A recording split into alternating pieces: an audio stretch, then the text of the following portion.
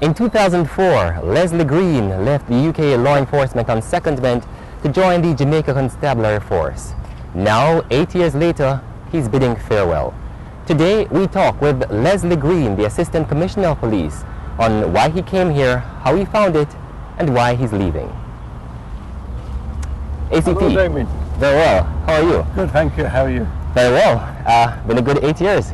It has been. It's been a very interesting 8 years. Certainly not your first time at the park here. No, it's not. I mean, this is a wonderful place to come, and it's a great opportunity for everybody in New Kingston.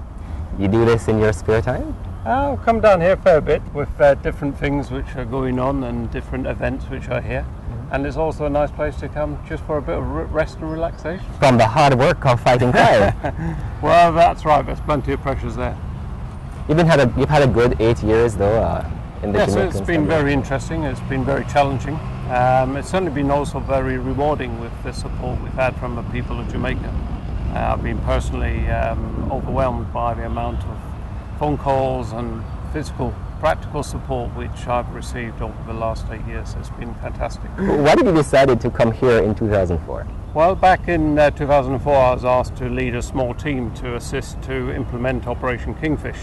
So I came over with 2 other colleagues and we worked when we implemented Kingfish and worked with the officers from the Jamaica Constabulary Force and the JDF and other elements of the security forces in relation to capacity building, improving on the investigations in relation to organised crime, and the operation was extremely successful.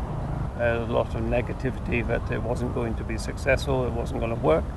There was talk of international involvement, but certainly firsthand I saw that there were some significant issues.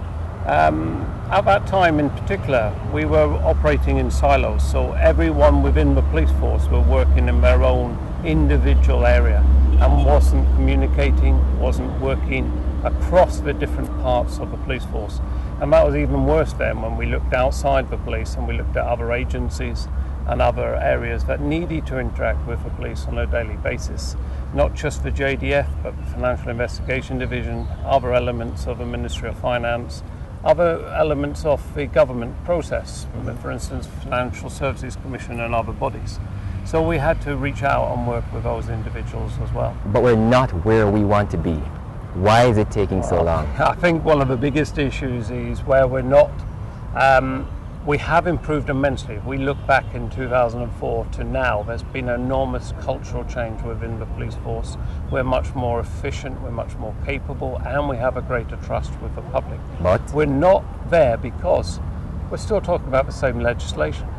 We are working with extremely limited resources. Mobility is a key fundamental aspect of policing, especially in modern society where everybody else is mobile and we are running behind, trying to get mobile behind them.